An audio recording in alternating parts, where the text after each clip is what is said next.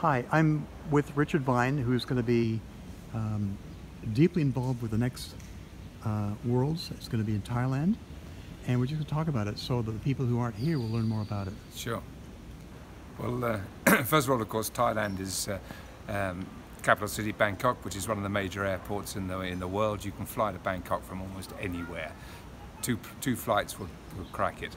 And once you get to Bangkok airport, it's 2 hours, 1 hour, I should say, 1 hour down an 8-lane highway to Pattaya, which is the venue for the Masters next year. What kind of conditions do you expect? In February, you have mostly thermal conditions, so you should expect sort of minimum 8 knots up to 12, 14. But most days it'll be sort of probably 8 to 10.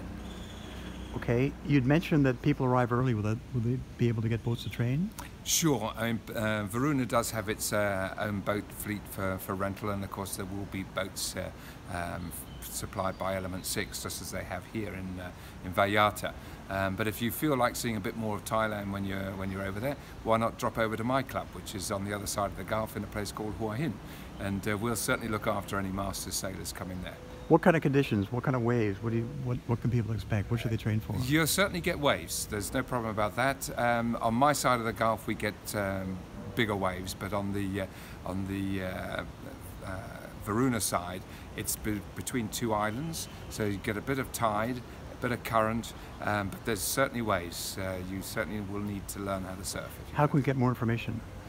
Well, you can contact Varuna themselves. There's Kun Wiki is the sort of main race officer over there. She organises everything. You just send an email to Varuna, I think it's varuna.org, and they'll provide everything you want to know.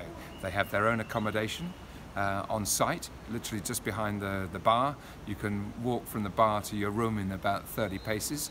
Nice. It's probably 3-star accommodation, good value.